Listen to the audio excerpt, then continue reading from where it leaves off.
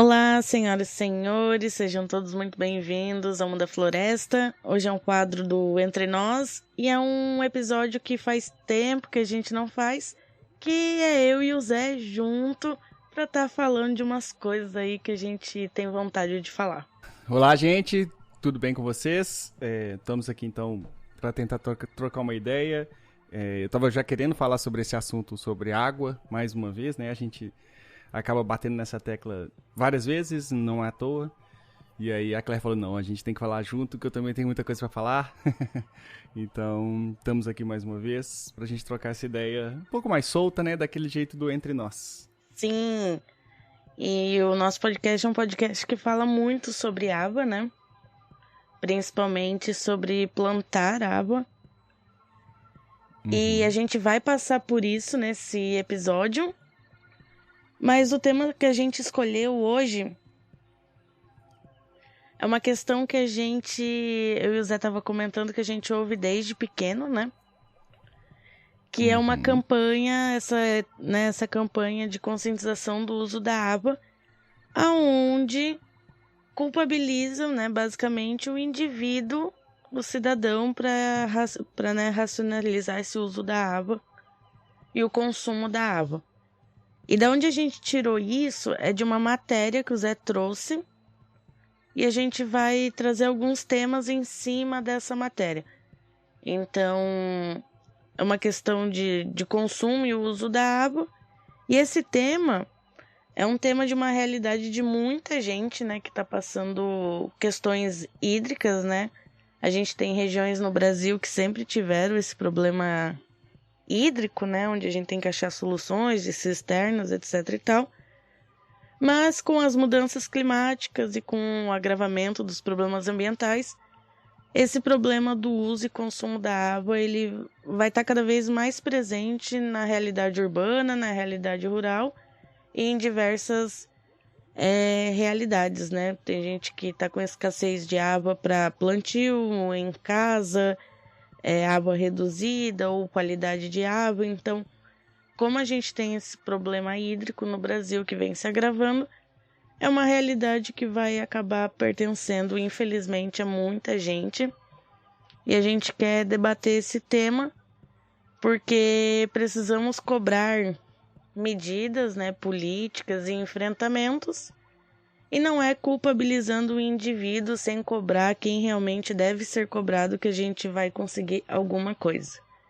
Então, se o Zé quiser apresentar a matéria que vai trazer origem a tudo isso, e a gente vai conversando sobre os pontos importantes dessa matéria, pra gente ficar atento, esperto e cobrar o que tem que ser cobrado. Bom, a reportagem que eu vi, né, que eu estava discutindo sobre ela nas redes sociais, no Blue Sky principalmente, né, foi que o governo Tarcísio, lá de São Paulo, pediu uma redução imediata para os consumidores do consumo de água, que principalmente a Cantareira, né, que é a principal fonte de água de São Paulo, está com uma baixa muito grande e que ano passado, 2025, não choveu também, o que era previsto. E aí, eu que estou aqui também plantando, vi isso e estou experimentando isso na pele. Hoje, por exemplo, que está uma chuva boa, até que enfim, mas ano passado não choveu assim, nem próximo do que a gente precisava, não é nem o esperado. Não, e aqui também nosso verão ele é muito mais chuvoso, nosso inverno é muito mais chuvoso. E a gente tá tendo uma queda dessa quantidade de chuva, né, que tá caindo nos períodos previstos, né? E aí, o que a gente queria discutir aqui, né, o que a gente quer trazer, é que quando o governo precisa dar esse tipo de alerta, né, o governo precisa fazer esse tipo de... quase que transferindo um pouco a culpa, né? A gente sabe muito bem onde que vai cair essa culpa e que a gente também, que a Claire falou, do quanto que a gente tem que se perguntar de o que é que esse governo Tarcísio também está fazendo para manter a água. O que ele faz de manutenção básica, o que ele faz de limpeza, né, que é o simples das ruas, para não ter enxurrada, para a água conseguir chegar onde ela precisa e por aí vai. Então, assim, eu tenho até que me segurar para eu não dar minhas rosnadas aqui hoje. Eu vou tentar me segurar para não xingar demais. Mas é isso. Quando chega a esse ponto, a gente tá simplesmente tampando um machucado, né? Assim, os reais problemas não são nem próximos de serem sanados, né? Assim, de tocar nesses problemas reais, e acaba colocando na culpa, né? no consumidor. Sim, isso é uma coisa que que eu falei no começo, a gente ouve desde muito jovem, né? Que, fecha a torneira pra escovar os dentes. Claro, gente, eu não tô falando aqui pra vocês, escovem os dentes de torneira aberta, até porque não tem porquê, né? Então, fecha ali a torneira porque não tem por que gastar água. Mas vocês entendem que enquanto a gente focar num problema que seria esse, né? Um banho curto, fechar a torneira como se isso fosse real solucionar o problema, a gente não vai chegar numa real solução de verdade, né? E aí, isso também é muito, tipo, quando um governo faz isso, de tirar a responsabilidade de administração, né, daquilo lá. E quando começam essas crises hídricas nas cidades, a gente chega num ponto que toca o racismo ambiental, Também, né? com certeza. Porque quais serão as regiões que vão ter essa água reduzida? Conheço aqui o caso de Curitiba, né? Que os bairros nobres, o centro, continua com água e a periferia fica dias e dias sem água. Quando volta é um filetinho. E aí, aqui na minha cidade, né, estamos em alta temporada, eu moro em Matinhos, na praia, né? Verão, tudo torando muito insanamente, uma cidade de 46 mil habitantes, eu acho. Chega a comportar 1 milhão de pessoas, então é tipo um absurdo, né?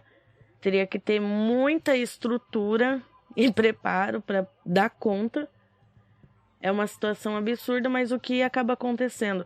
O bairro nobre, que é Caiobá, que é a principal praia também, eles têm água o dia inteiro e tem as águas, os chuveiros públicos na saída da praia, que é abastecido pela companhia de água também, a Sanepar. E esses chuveiros estão a lá vão ter de água, enquanto todos os outros bairros do município, dias e dias sem água, né? O meu caso eu fiquei aí 5 dias sem água, agora deu uma normalizada. Mas é desperdício, e vocês entendem que essa racionalização também, ela tem classe, ela tem tudo, né? E a gente começa a entrar em problemas mais estruturais também, envolvendo essa questão de água, que é um direito garantido em Constituição, né? E aí, o que eu pensei em fazer, né? E o que eu trouxe aqui pra gente hoje, pra gente fazer esse levantamento também, a Claire também procurou sobre isso, foi a gente tentar buscar quais são os reais consumos, né, da água e para onde realmente essa água vai. E, assim, se a gente está gastando alguma coisa e existe algo dentro desses gastos que é muito maior, por que a gente está discutindo, né, o gasto de algo que é menor, que a gente vai mostrar para vocês, quando a gente fala do uso de água em geral?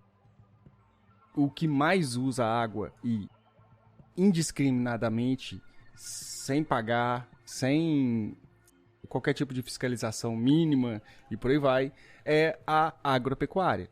Não, se a gente faz um levantamento aqui, e aí eu achei muito, muito assim, suspeito, eu vou deixar assim, que quando faz a separação do uso da água, por algum motivo, a agropecuária é separada em 3. Em irrigação, abastecimento animal e abastecimento rural. Agora, o que diabos o abastecimento rural quer dizer, eu não consegui achar. Sinceramente, Eu procurei e não consegui achar.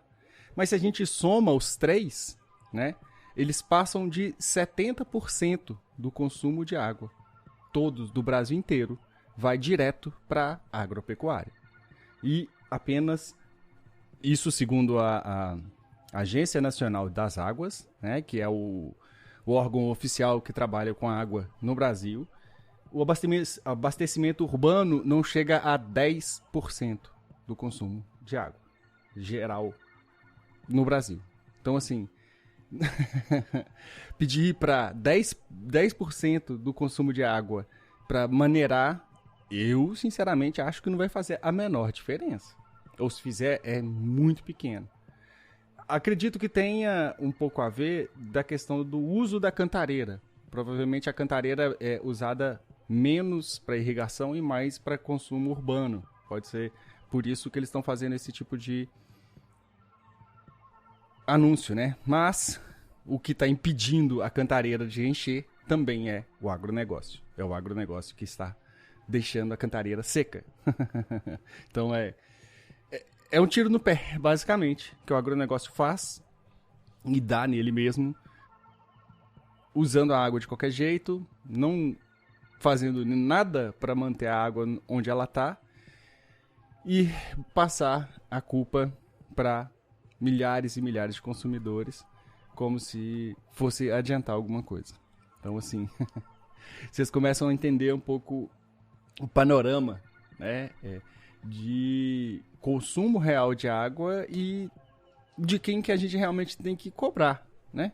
Então, de novo, se os gastos da casa, 70% dos gastos está indo para videogame, não vai ser cortando o papel higiênico mais caro que você vai fazer uma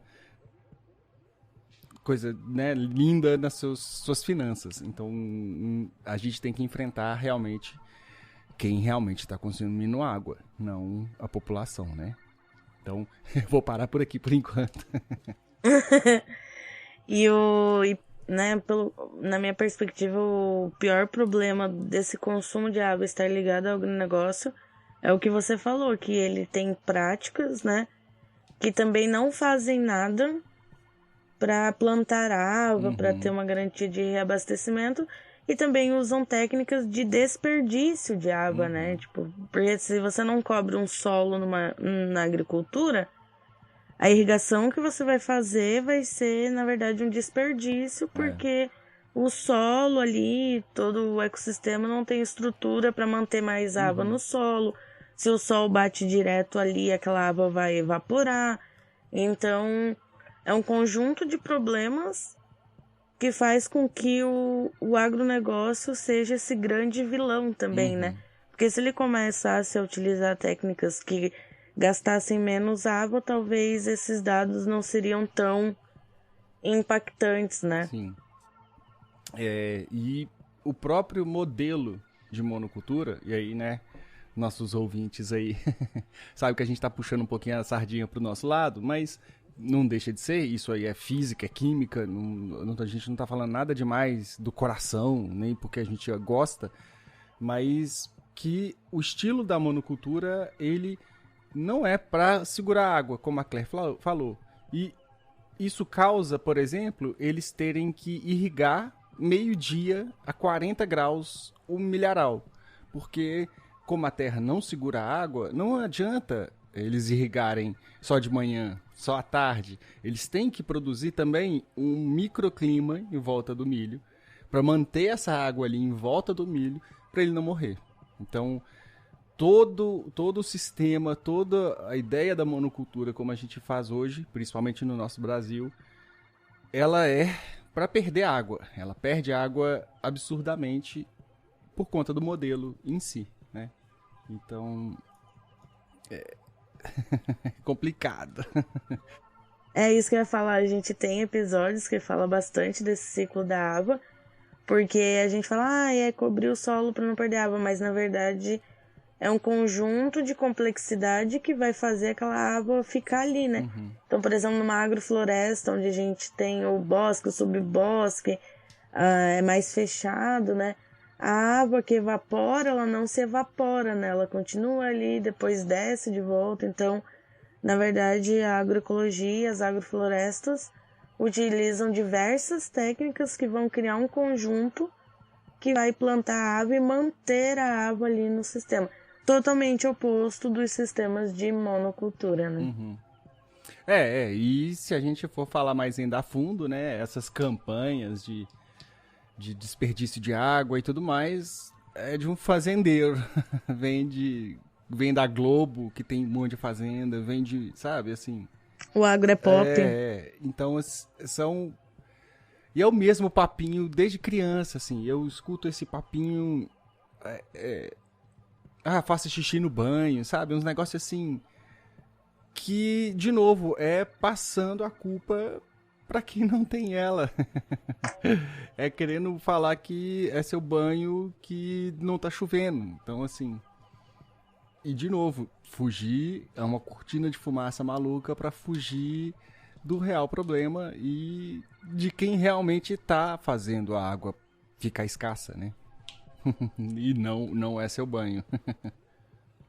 É porque é uma questão que vai muito além, né? Tipo, o seu consumo de água no banho, por exemplo, não seria um problema se a gente tem o ciclo da água acontecendo, né? Se chove em abundância, se os lençóis freáticos são repostos, se as nascentes continuam vigorosas, né? Mas o que a gente tem acontecendo é seca. A gente tem diversos dados ali de que a seca em 2025... deixa eu ver aqui por quem foi feito. Agência Nacional de Águas e Saneamento Básico. Eles fizeram o monitoramento e a seca vem avançando pro oeste e sudoeste do Brasil e tal. E tem alguns estados que, né, foi agravado. Goiás, Mato Grosso tá entre um dos primeiros, né? Mato Grosso do Sul. Aí entra Minas Gerais, aí tua terrinha, Zé.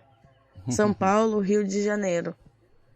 E na região mais sul, assim, a seca se manifestou após novembro. Mas, enfim, o que eles andam analisando é que uma seca que não ocorria vem, né, ocorrendo em regiões. E se a gente for ver ali, né, Goiás, Mato Grosso do Sul, Minas Gerais, o que eles têm em comum, né? Uma Sim. forte presença do agronegócio. Exatamente. Agronegócio, e aí Minas tem que citar as mineradoras também, que são... Sim. Aí deixa pra lá. Isso é papo pra outro dia. Deixa pra lá que eu não tô afim de ser perseguido ainda. Por enquanto não. Mas, voltando a falar da água. Bom, a gente... O discurso, sabe, assim... Ele tá indo pra um ponto tão... fora, né? Às vezes parece que a gente tá sendo, né, chapéu de alumínio aqui, malucão, de nossa, estão desviando os nossos olhares, mas sabe, assim, não pode não ser intencionalmente, ai, nossa, tá na planilha deles, desviar os olhares das pessoas, sabe? Não necessariamente, né, com essa maluquice toda, mas que... Por exemplo, na nossa Constituição, a água não é um direito natural. E eu até, né, cheguei a pegar aqui o Jorge Viana, do PT lá no Acre, fez uma PEC em 2021 para incluir o acesso à água potável entre os direitos e garantias fundamentais da nossa Constituição. E tá desde 2021 parado. Então vocês... Sabe assim, parece, cheira a teoria de conspiração, mas cada pecinha vai montando, sabe, uma em cima da outra, de mostrar pra quem que a água, né, pra quem que é a água, que fica meio que complicado a gente não ver esse tipo de coisa, né? Então, quem pede pra gente economizar não economiza, não... cuida da água, não protege, não fiscaliza, e é quem mais usa. Então era a gente que devia estar pedindo para eles fecharem a torneira, não eles pedindo para nós, sabe? Assim, é uma inversão de papéis muito maluca, é discurso mesmo, né? O famoso, as narrativas, que hoje em dia tá mais chique falar, né? Narrativas deles contra a nossa, né? Então, assim, é realmente vocês que estão ouvindo a gente agora colocarem isso na cabeça de vocês de que nós não somos o problema. Não somos, nunca foi, nem nunca será. E aí a Claire também trouxe a questão dos data centers, né? Que a gente também estava querendo levantar que eles também usam bastante água. E que também eu sinto assim um pouquinho o cheirinho disso, de que muitas vezes as pessoas começam a querer jogar no consumidor. Você que fez uma pergunta pro ChatGPT, você gastou milhares de litros de água. Mas tem uma pessoa só também lá no Mato Grosso gastando essas milhares e centenas de milhares de água por hora e ninguém fala nada, sabe? Assim, ou fala, mas se fala pouco. Então nós temos, vou chamar de inimigos, mas nesse caso reais e que são o real problema, sabe? Não, de novo, o consumidor. Claro que a gente não vai deixar data center vir à vontade para o Brasil, criar data center na casa de todo mundo, não é isso que eu tô falando, de jeito nenhum, né? Mas é que, de novo, eu acho que desvia um pouco, né, o foco de quem realmente está usando a água e há muito mais tempo. Não tinha data center há 20 anos atrás. O agronegócio, como a gente conhece, já estava gastando água nas toneladas há 20 anos atrás. Então, assim, a gente tem que entender, separar isso, ver que todos são problemas, então todo mundo tomar banho de 2 horas também, né, não é o ideal e não precisa, como a Claire falou também, né, tem coisa que não precisa. Mas é também a gente entender quem são os reais problemas e, de novo, eu vou usar a palavra inimigos, mas quem é que a gente tem que enfrentar, né? Nesse caso. Então, se a gente quer falar de água, vamos falar de água. Então, água se planta, água se cuida, quem que tá tomando conta, quem que tá gastando mais, não sou eu. Então, vamos fazer quem tá gastando mais fechar essa torneira? Vamos, então vamos. E quando a gente fala em fechar a torneira, porque daí a gente ouve muito discurso de que o agro alimenta o Brasil, né? Tipo, como é que, né? Vamos fazer o agro não gastar, sendo que nós temos que comer, né? O agro alimenta o Brasil. Mas, cara, é aquele eterno dado, né? Da agricultura familiar, que quem põe realmente comida na nossa mesa é a agricultura familiar.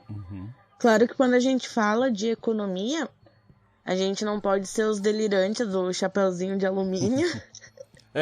Botar fogo e em tudo. ignorar a exportação, né? Todas essas questões de economia, porque afinal a gente está inserido nesse contexto, nesse mundo, né?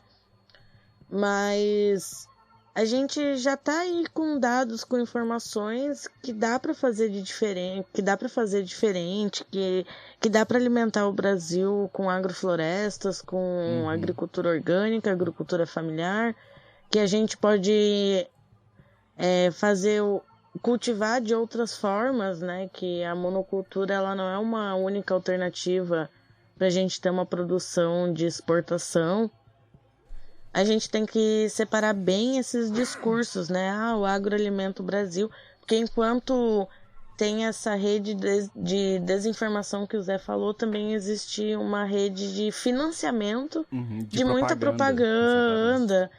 E é tudo muito complexo, né? Tipo, enquanto, vamos dizer aí, muita gente bate no peito para se vangloriar da agricultura do Brasil, né?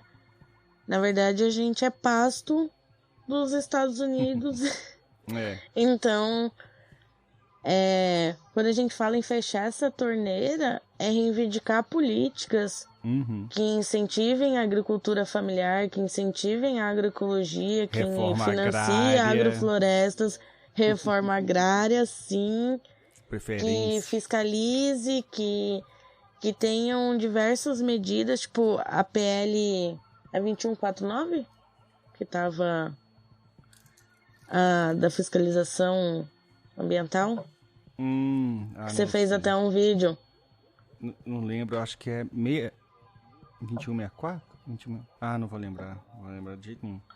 Enfim, a PL que passou agora no ano de 2025 que afrouxou, flexibilizou o licenciamento ambiental. Então essas coisas elas não podem mais ser passadas. A gente tem que se organizar, tem que reivindicar. As questões ambientais, elas não podem mais ser passadas, batidas, sem uma reivindicação popular, né? De que respeitem os nossos recursos, que procurem uma agricultura de regeneração. E se a gente quer um futuro viável, a gente precisa botar a responsabilidade em cima dos responsáveis e precisa fechar essa torneira com novas políticas e investimentos que plantem água, né? Sim. Tem dentro desses documentos aqui do ANA, né, que é essa agência nacional, tem um documento só sobre o Atlas da Irrigação. E assim, só a apresentação já é assim, uma afronta, simplesmente. Primeiro que eles começam a falar que irrigação sempre foi importante para a humanidade. Aí eles comparam uma irrigação asteca feita à mão há, sei lá, 2000 anos atrás, com a bomba que bombeia zilhões de toneladas de água por hora para uma pessoa só irrigar e ter lucro, né? Essas irrigações de antigamente não era esse o foco. O foco hoje em dia a irrigação é ter lucro e ponto. E ainda tiveram coragem de colocar duas coisas aqui que eu achei assim. Primeiro que mais irrigação ajuda a controlar as mudanças climáticas. Então se irriga mais. Nossa, isso pra mim foi assim... deixa pra lá. Eu pulei. Aí a próxima é que quanto mais irrigar, mais barato também fica os produtos para os consumidores, pobrezinhos consumidores, consumirem.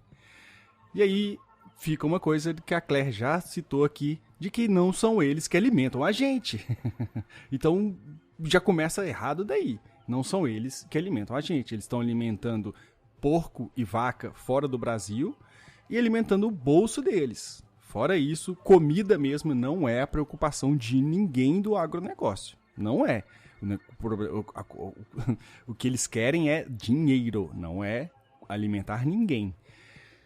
Então, assim, a propaganda, que a Claire também já citou, é o tempo inteiro. Até de dentro, literalmente de dentro do governo, com esse papinho de que a irrigação é importante, que ela aumentou mais de 60% nos últimos anos, e de que é importante e é bom porque regula o clima e abaixa o preço dos produtos.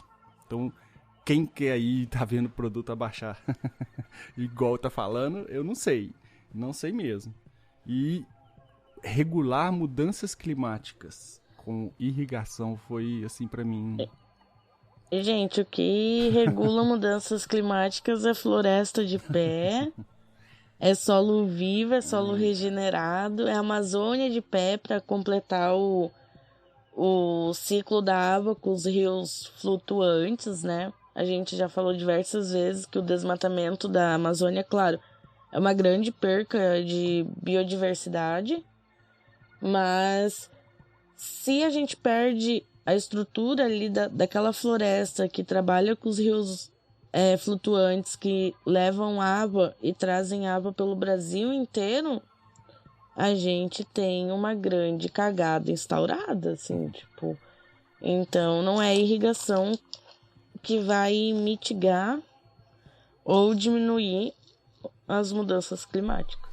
Pelo contrário, como a gente já citou em vários episódios, já falou aqui também, de que esse sistema, com esse tipo de irrigação, ele planta seca, ele não alimenta o Brasil e ele está secando o Brasil. Então, de novo, a gente tem que ouvir de governos bancados pelo agronegócio, bancados por grandões, né, fazendeiros e tudo mais, de que é o seu banho de 10 minutos que é o problema. Isso pra mim, assim, é o que me tira do sério. E, de novo, né, citando a Claire mais uma vez, de que quando a gente fala de agroecologia e agrofloresta, a gente também está falando de como que a água tem que ser tratada como um bem comum e de que ela faz parte desse sistema. Né? Ela não é só a irrigação. A gente, toda hora, quando a gente está falando de água, a gente está falando dela sendo infiltrada, dela estar no microclima, dela estar no ar, dela estar no chão. Então, assim, é mudar um pouco essa forma de visualizar esse ciclo da água e de como que ela está sendo usada, principalmente, né? Então, acho que é isso por hoje. A gente trouxe esse episódio, essa conversa a partir de uma indignação do Zé, né? Uma revolta de estar lendo essa notícia. E tá tudo certo se revoltar, porque realmente é revoltante. E a gente tá aqui para que medidas sejam tomadas, né? E reivindicadas. E para você que gostou desse tema, quer saber um pouco mais, a gente tem diversos episódios no nosso canal do Muda Floresta, desde a importância da ava até como plantar ava. A gente tem episódios que conversam com isso, por exemplo, de horta urbana, né, para mitigar esse impacto da ava nas áreas urbanas que gera alagamento por falta de estrutura, por falta de infiltração, porque é tudo cimento, tudo asfalto. Então a gente tem diversos episódios conversando sobre a ava. Tem manejo de ava também, tem um microclima. Então, dá para conversar muito sobre esse tema. A gente trouxe essa conversa mais tranquila a partir dessa... Tranquila, né? Porque é um bate-papo. Mas é pesadíssimo o assunto. Eu juro. Porque é um bate-papo. Mas a gente tem diversos episódios bem conteudistas de manejo e de técnicas que funcionam para preservar, manter a água no solo e fazer com que a gente possa esperançar com medidas que possam ser tomadas, né? Então é isso, espero que tenham gostado. A gente estava um tempo sem fazer um Entre Nós junto, estamos um pouco enferrujados, um pouquinho com problemas técnicos, mas seguimos e vamos continuar conversando sobre isso porque é de extrema importância e vamos aproveitar esse espaço do Entre Nós para isso. Sim. É isso aí. Acho que fechou. Se vocês querem, né, que a gente fale mais sobre isso, mais sobre esse tema, por favor, deixem comentários, mandem mensagem pra gente, que a gente gosta bastante. E dá para aprofundar bastante coisa sobre esse tema também. Às vezes a gente trazer alguém mais especialista da área, se vocês se interessarem, também seria bem legal. Então, acho que é isso. Muito obrigado a todos que nos ouviram até aqui, nessa maluquice. O que a gente passa no off, só Deus sabe. E de novo, não é seu banho que é o problema. Nós temos problemas muito maiores para se enfrentar quando a gente fala de água, certo? Certo. Então, até a próxima, pessoal. Não esqueçam de curtir, de comentar, de compartilhar. A gente tem a nossa campanha também no Apoia-se. Apoia-se/Muda Floresta. Onde você pode estar contribuindo com a gente pra gente estar tocando esse projeto, estar investindo.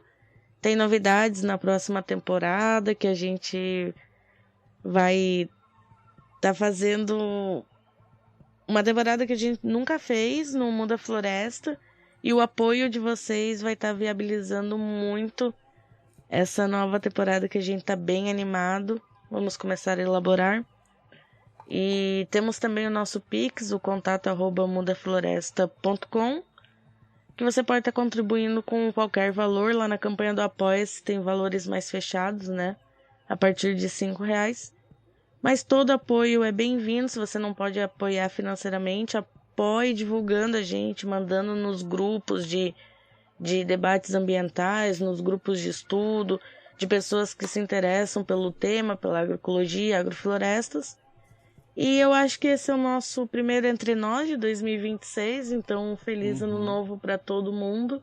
Bem lembrado. Que Que seja um ano que seja investido em políticas de regeneração, que a gente elabore estratégias para enfrentar as mudanças climáticas, que a gente possa viabilizar um mundo melhor, mais justo, e que a gente não se estresse tanto com nossos problemas ambientais, nossas políticas, nossas leis. É quase impossível?